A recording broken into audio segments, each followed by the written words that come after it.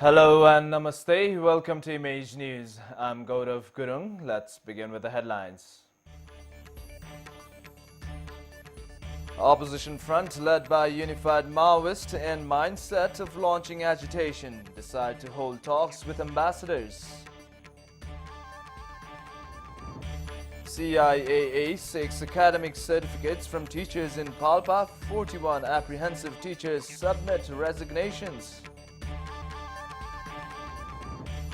Miss Honduras Maria Jose Alvarado, found dead after going missing for days, was due to participate in Miss World competition in London. And Nepal makes its third trip to the final of SAF women's football to face off with arch rivals India in the final showdown.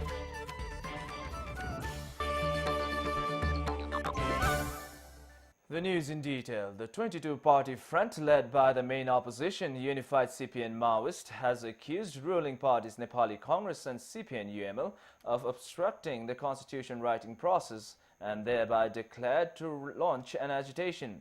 Leaders of the front informed that discussions at the meeting held today at Singadarbar had dwelt on going for an agitation. Saying Congress and UML had created a delusion about them, the parties of the front have also decided to hold talks with legal experts and ambassadors of different countries. The front is also set to hold discussions with journalists and intellects. The date for the launch of the agitation has, however, not been set, informed the front.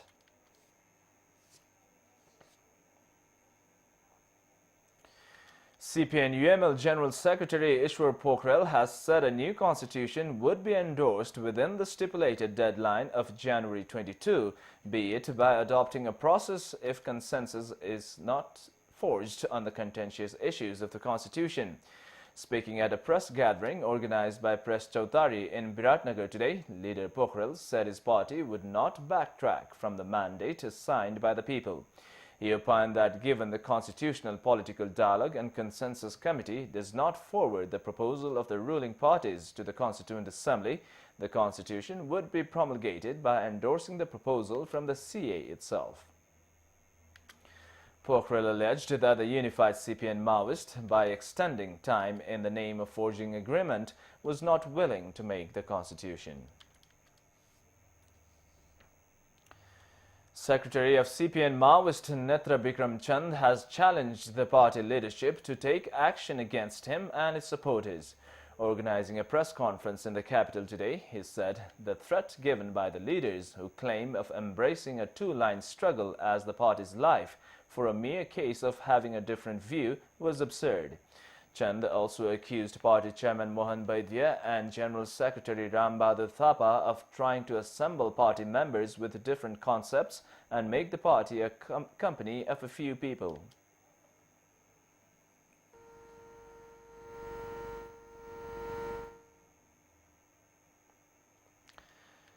Saying the party leadership had refused to call the Central Committee meeting despite their repetitive urges, he said calling the meeting when he and his supporters were outside the valley was ridiculous. He also opined that Chairman Baidya and Leader Thapa had to contemplate and call the meeting of the whole Central Committee instead of asking for clarification from his faction. Leader Chand said they would boycott the extensive meeting of the Central Committee called for November 22 in the present context. Following the directive of the Commission for Investigation of Abuse of Authority CIAA to produce certificates of academic qualification, teachers who had been working at private and government schools in Palpa have started submitting their resignations in quick succession. The leaders who are seeking relief from duty are said to be of the intent to find a safety net, with fear of losing both their jobs and facilities if found to be holding fake certificates in course of investigation of the anti-graft body. According to District Education Office Palpa, the teachers, while submitting their resignations, have cited different reasons like the far distance to the school, deprivation of timely promotion, and option of other jobs. Only in the previous month, the DEO has accepted resignations of 41 teachers. including 2,164 permanent teachers, 597 temporary, and 1,330 in the private schools. Palpa is a working district to 4,091 teachers.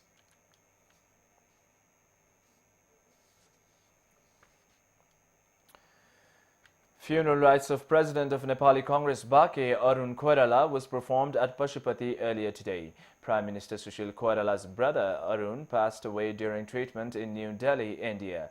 Late Koirala's body was kept at Congress Party office Sanipa for condolences earlier this morning.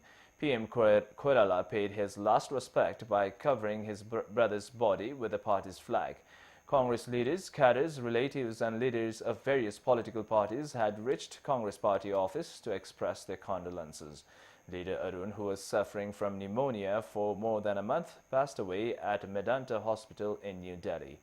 Congress has informed that it will put the party's flag at half-mast at all party offices across the country for a 3-day mourning period.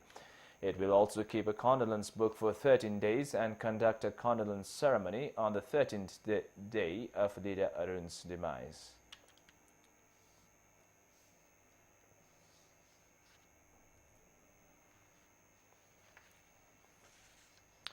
And with that, let's take a short break.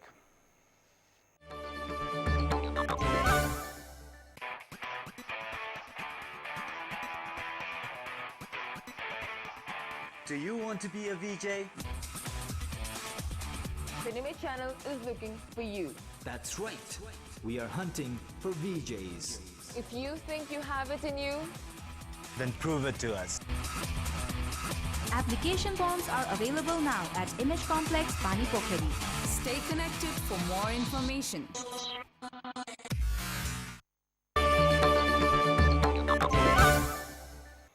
The international news: 2 men have been arrested after Honduras beauty queen Maria Jose Alvarado, 19, and her sister were found dead nearly a week after disappearing.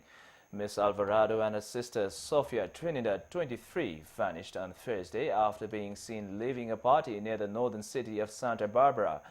She had been due to compete in the upcoming Miss World contest in London. Plutarco Ruiz, said to be the boyfriend of Miss Trinidad, was detained along with another man.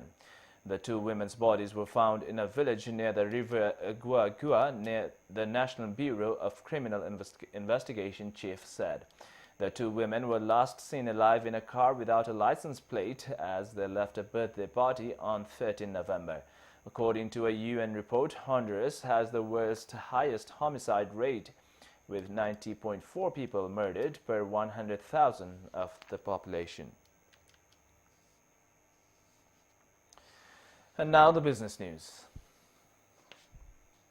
Saying a few hydroelectricity projects among the ones ordered to be scrapped by the Commission for the Investigation of Abuse of Authority (CIAA) were appropriate, Energy Minister Radha Gyawali has warned that if the anti-graft body and parliamentary committee try to complicate the issue, process would be furthered through a decision of the Council of Ministers. Speaking at an interaction program in the capital today, Minister Gyawali said that the license of Kabeli hydroelectricity project would not be revoked just based on the decision of the CIAA. She also noted that the projects that have already taken place would not be scrapped. Claiming that foreign investment was increasing following the power trade agreement with India, Minister Gyawali expressed belief that investment would increase with such agreement at SAARC level. Minister Gyawali also claimed that the transmission lines at the domestic, international and SAARC levels would be taken forward with priority. She informed that the aid from Asian Development Bank and Norwegian government would be used for construction of transmission lines. Minister Gyawali also informed that there would be no load shedding in the capital and visit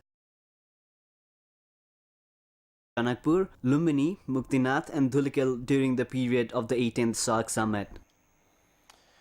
The sports update and a good news for the Nepali football team, as Nepal has advanced to the final of the ongoing 3rd SAF Women's Football Championship in Islamabad, Pakistan. The senior Nepali women's team booked a place for the finale after seeing off Bangladesh 1-0 in the tournament's semi-final match played today. The solitary goal for Nepal came in the 55th minute of the match after Sajana Rai capitalized on a penalty kick, which was given to the Nepali side after Neeru Thapa was brought down by the Bangladeshi goalkeeper. Many chances of the Nepali side were foiled by the Bangladeshi team in course of the match. Nepal had reached the semi-finals as group leaders with a 100% result, while Bangladesh came to face off with Nepal as the runners-up of its respective group. Nepal will now take on its arch-rivals India in the final showdown of the competition slated for Friday.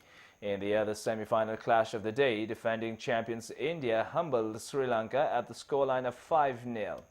This is the third time Nepal and India will come face-to-face in the finale of the SAF Women's Football. India had defeated Nepal in the final games of the previous two editions to clinch the title. However, the Nepali outfit, with its youthful spirit, this time around is set for a competitive match, with the game also being played in Pakistan. India has showered 30 goals and conceded 1 in the matches of the tournament it has played so far, while the Nepali team has scored 14 goals and managed to keep a clean sheet.